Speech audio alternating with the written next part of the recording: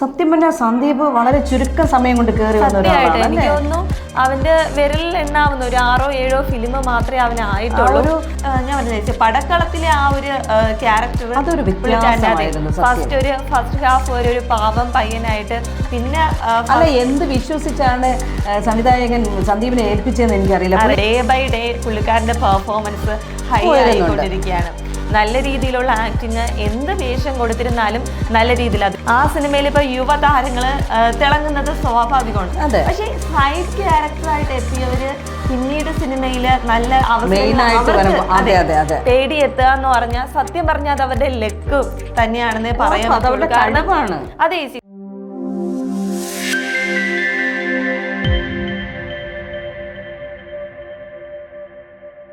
ചേച്ചി, നമ്മുടെ മലയാള സിനിമയിലെ യുവ താരനിര എന്ന് പറയുന്നത് താരനിരകളാൽ സമ്പന്നമാണെന്ന് തന്നെ നമുക്ക് പറയാം. അതെ, പുതിയ പുതിയ ഒരുപാട് ആക്ടേഴ്സ് ആയിരുന്നാലും ആക്ട്രസ് ആയിരുന്നാലും ഒരുപാട് പേര് വരുന്നുണ്ട്. എല്ലാം കഴിവുള്ള കലാകാരന്മാരാണ്. അതാണ് നമ്മൾ എടുത്തു പറയേണ്ട ഒരു കാര്യം.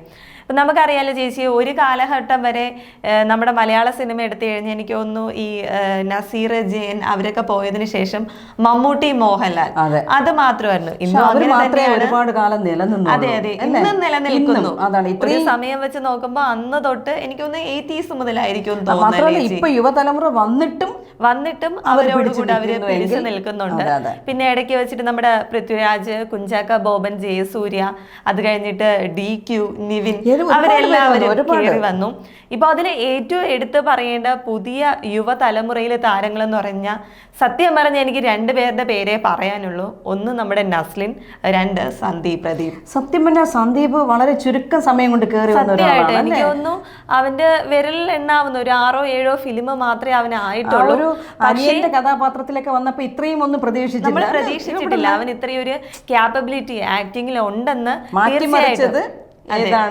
അവനിക്ക് തോന്നുന്നു ചേച്ചി. അവന് ഈ ഇതിനു മുമ്പ് ഇറങ്ങിയൊരു സിനിമ ഉണ്ടല്ലോ പടക്കളം, പടക്കളത്തിലെ ആക്ടിംഗ് ആണ് പുള്ളിക്കാരന്റെ കരിയറിലെ ഏറ്റവും വലിയൊരു ചിരിയുണ്ട്. അതെ, ടേണിംഗ് പോയിന്റ് ആയിട്ട് എനിക്ക് തോന്നുന്നത്. അതിനുശേഷം ആലപ്പുഴ ജിംഖാന ഇറങ്ങിയ സമയത്തും അതിലും നല്ലൊരു റോളായിരുന്നു. പക്ഷെ ഒരുപാട് ആക്ടേഴ്സ് ഉള്ളത് കൊണ്ട് ഒരു സപ്പോർട്ടിംഗ് റോള് പോലെ ആയിരുന്നെങ്കിൽ പോലും പടക്കത്തിലുണ്ട്. അതെ, ശ്രദ്ധിക്കുന്നുണ്ട്. ഞാൻ പറഞ്ഞ പടക്കളത്തിലെ ആ ഒരു ക്യാരക്ടർ ഫസ്റ്റ് ഹാഫ് ഒരു പാവം പയ്യനായിട്ട് പിന്നെ അല്ല എന്ത് വിശ്വസിച്ചാണ് സംവിധായകൻ സന്ദീപിനെ ഏൽപ്പിച്ചതെന്ന് എനിക്കറിയില്ല.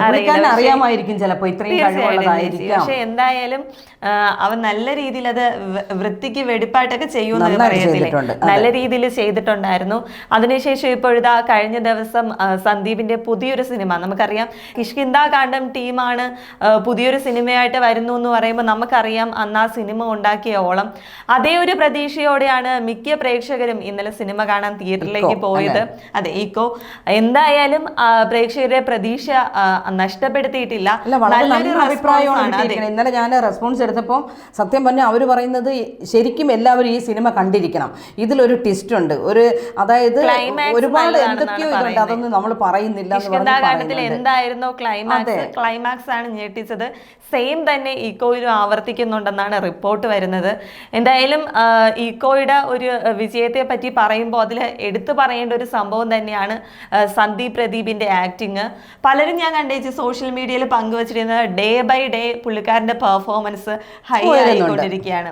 നല്ല രീതിയിലുള്ള ആക്ടിങ്, എന്ത് വേഷം കൊടുത്തിരുന്നാലും നല്ല രീതിയിൽ, അതിപ്പോ ഒരു അഗ്രസീവ് റോൾ ആയിരുന്നാലും പാവം ക്യാരക്ടർ ആയിരുന്നാലും അഭിനയിക്കാൻ കൂടുതൽ ചാൻസ് ഉള്ള എന്ത് ക്യാരക്ടർ പക്ഷേ വന്നത് ഒരു നല്ല ചെറിയ സൈഡ് റോൾ. എനിക്കൊന്ന് 18ാം പടി എന്ന് പറയുന്ന ഒരു സിനിമയിലോ അന്താക്ഷരിയോ അങ്ങനെ എന്തോ ഒരു സിനിമയിലാണ് പുള്ളിക്കാരൻ ആദ്യം എന്തോ വരുന്നത്.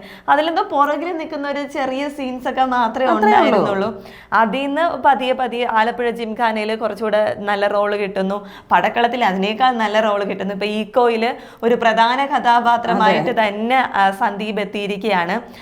ഇനി സന്ദീപിന്റെ കാര്യം മാറ്റി നിർത്തി കഴിഞ്ഞാൽ മറ്റൊരു ഉയർന്നു വരുന്ന ഒരു പുത്തൻ താരോദയം എന്ന് പറയുന്നത് നമ്മുടെ എല്ലാവരുടെയും നസ്ലിൻ തന്നെയാണ്. ഉറപ്പാണ്. ആണല്ലോ. അതെ, കാരണം ചേച്ചി എനിക്ക് ഒന്നു എനിക്കിപ്പോ ഒരു നസ്ലിന്റെയും മമിത ബൈജുവിന്റെയും കാര്യം എടുക്കുമ്പോൾ എനിക്ക് എപ്പോഴും വണ്ടടിച്ച് തോന്നുന്ന ഒരു കാര്യം മറ്റൊന്നുമല്ല. ഇപ്പൊ നമുക്കിപ്പം ഏതെങ്കിലും ഒരു സിനിമ ഇറങ്ങിക്കഴിഞ്ഞാൽ ചേച്ചി ആ സിനിമയിൽ ഇപ്പൊ യുവതാരങ്ങള് തിളങ്ങുന്നത് സ്വാഭാവികമാണ്.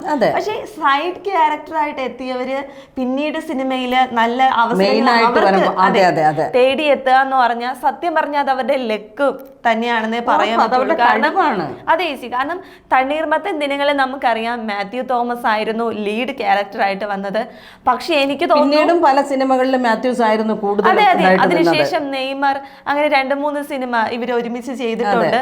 അതിലെല്ലാം ലീഡ് ക്യാരക്ടർ ചെയ്തത് മാത്യു ആണ്. പക്ഷെ എനിക്കിന്ന് തോന്നുന്നു മാത്യുവിനെ കാട്ടിയും നല്ല ഒരുപാട് അവസരങ്ങൾ നസ്ലിനാണ്. സെയിം തന്നെയാണ് മമിത ബൈജുവിന്റെ. അവരുടെ ഒരു സൂപ്പർ ശരണ്യ സിനിമയില് മെയിൻ ക്യാരക്ടർ അനശ്വര രാജനായിരുന്നു, സൈഡ് ക്യാരക്ടർ ആയിരുന്നു മമിത. പക്ഷെ ഇന്ന് മമിതയുടെ ഒരു റേഞ്ച് എന്ന് പറയുന്നത് നമ്മുടെ മലയാളം കഴിഞ്ഞു ആ ഒരു വളർച്ചയിലോട്ട് എത്തിയ ആ ഒരു രീതിയിലാണ് എനിക്ക് നസ്ലിന്റെയും മമിത ബൈജുവിന്റെ വളർച്ച കാണുമ്പോൾ സത്യം പറഞ്ഞ അത്ഭുതമാണ്. ഒരു സൈഡ് ക്യാരക്ടർ അഭിനയിക്കുന്ന അതും ചെറിയ പ്രായത്തിൽ എത്താന്ന് പറഞ്ഞാൽ വലിയൊരു കാര്യമല്ല. ഇനി കമ്മിങ് ബാക്ക് ടു നസ്ലിന്റെ ആക്ടിങ്ങിലോട്ട് വന്നു കഴിഞ്ഞാൽ എന്താ വെച്ചാൽ തൊടുന്നതെല്ലാം പൊന്നെന്നൊക്കെ പറയുന്ന പോലത്തെ ഒരു അവസ്ഥയാണ്. എല്ലാരും പറയുന്നത് കേട്ടില്ലേ, ഒരു സൈഡ് റോളെങ്കിലും നമ്മളെ നസ്ലിനുണ്ടെങ്കിൽ ആ സിനിമ വിജയിച്ചു എന്നാണ് പറയുന്നത്. ഒരു ഭാഗ്യതാരം, അതെ ഭാഗ്യതാരം എന്ന് തന്നെ പറയാം. കാരണം ഇപ്പൊ ഏറ്റവും ഒടുവിൽ ലാസ്റ്റ് ഇറങ്ങിയിട്ടുള്ള നമ്മുടെ ലോകയിലായിരുന്നാലും സിനിമ 300 കോടിയിലധികമാണ് അടിച്ചെടുത്തിരിക്കുന്നത്. അതിലൊരു മെയിൻ ക്യാരക്ടർ തന്നെയായിരുന്നു നമ്മുടെ നസ്ലിൻ എന്ന് പറയുന്നത്. ഒരു പ്രധാന ഇതെന്ന് പറഞ്ഞാൽ 1-2 കാര്യം എനിക്ക് ഇഷ്ടപ്പെട്ട ഒന്ന്, ഒരു നിഷ്കളങ്കമായ ഒരു ചിരി അല്ലെങ്കിൽ ആ ഒരു അഭിനയം, അതെ ക്യൂട്ടാണ്. പിന്നെ ഒന്ന് അവന്റെ ഏറ്റവും സ്റ്റൈലിഷ് ഹെയർ, അത് ചേച്ചിയുടെ ഇഷ്ടം പോലെ തന്നെ എനിക്ക് ഫീൽ ചെയ്തിട്ടുള്ളത് ഒരു നാച്ചുറൽ ആക്ടിങ് ആണ് പുള്ളിക്കാരൻ. ഇപ്പം പുള്ളിക്കാരൻ ഇങ്ങനെ ചമ്മുന്ന രീതിയൊക്കെ കാണിച്ചാൽ അത് ഒറിജിനൽ നമുക്ക് അങ്ങനെ തോന്നും. ഇപ്പൊ ചില ആക്ടേഴ്സ് ആക്ടിങ് ചെയ്യുന്ന സമയത്ത് അത് അവരുടെ അഭിനയമാണ് എന്ന് നമുക്ക് ഫീൽ ചെയ്യാറുണ്ട്. പക്ഷെ നസ്ലിന്റെ ചില ഡയലോഗ് ഡെലിവറി ആയിരുന്നാലും ആക്ടിങ് ആയിരുന്നാലും എന്തോ പുള്ളിക്കാരന് അങ്ങനെ ഒരു വ്യക്തി ഇപ്പം ജീവിച്ചിരിപ്പുണ്ടെങ്കിൽ അങ്ങനെയായിരിക്കും എന്നൊരു ഫീലാണ് എനിക്ക് ലോക സിനിമ ലാസ്റ്റ് കണ്ടപ്പോഴും പുള്ളിക്കാരന്റെ സണ്ണി എന്ന ക്യാരക്ടർ പ്രേമലു സിനിമ കണ്ടാൽ മനസ്സിലാവും തോന്നുന്നത്. അതിലൊരു കേക്ക് കൊണ്ടുപോയി ഒരു വീട്ടിൽ പോകുന്ന ഒരു സീനുണ്ട്.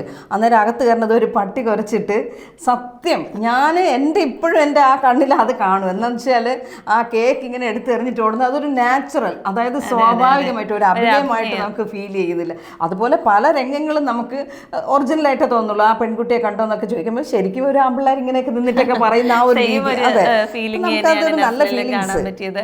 എന്തുതന്നെയായിരുന്നാലും എനിക്ക് തോന്നുന്നു വെച്ചാൽ നമ്മളെ മലയാള സിനിമ എന്ന് പറയുന്നത് ഭാഗ്യം ചെയ്ത ഒരു ഫിലിം ഇൻഡസ്ട്രി തന്നെയാണ്. കാരണം ഒരുപാട് നല്ല നല്ല ആക്ടേഴ്സും ആക്ട്രസും ആണ് ഇപ്പം വന്നുകൊണ്ടിരിക്കുന്നത്. വേണ്ട വിധത്തിൽ ഉപയോഗിക്കുന്നുണ്ട്. അതാണ് ഏറ്റവും എടുത്ത് പറയേണ്ടത്. ഇപ്പം വരുന്ന പുതിയ ഡയറക്ടേഴ്സ് ആയിരുന്നാലും ശരി, എന്താണ് അവരിലുള്ള ഒരു USP എന്ന് തിരിച്ചറിഞ്ഞിട്ട് അതെങ്ങനെ ഉപയോഗിക്കണമെന്ന് ഇന്നത്തെ പുതിയ എല്ലാ ഡയറക്ടേഴ്സും മനസ്സിലാക്കുന്നുണ്ട്.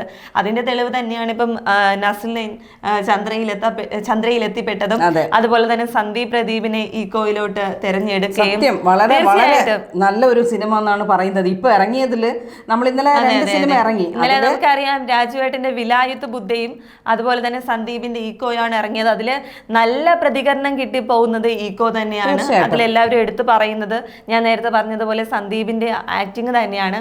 എന്ത് തന്നെയായാലും നമ്മളെ മലയാള സിനിമ ഇവരുടെ കയ്യിൽ ഭദ്രമാണെന്ന് നമുക്ക് മുന്നോട്ടുള്ള കാലഘട്ടം ഇവരുടെ കാലഘട്ടം ആയിരിക്കട്ടെ എന്ന് നമ്മളും പ്രാർത്ഥിക്കുന്നത്. കാരണം നല്ല കലാകാരന്മാരുണ്ടാവട്ടെ, അവർ വളരട്ടെ എന്നുള്ളതാണ്. പക്ഷെ എന്തായാലും ഇവർ വളരും എന്നുള്ളത് ഉറപ്പാണ്. നമ്മൾ പറഞ്ഞാലും ഇല്ലെങ്കിലും അവർ വളരും എന്നുള്ളതാണ്. എന്നാലും ആശംസകൾ കൊടുക്കേണ്ടത് നമ്മൾ പ്രേക്ഷകരുടെ കടമയാണ്. അപ്പോൾ അവരെന്തായാലും നല്ല ഉയർച്ചയിലെത്തട്ടെ. ഇനിയൊരു മമ്മൂട്ടിയോ മോഹൻലാലോ ഒക്കെ അല്ലേ അങ്ങനെയൊക്കെ ആയി തീരട്ടെ എന്നുള്ളതാണ്.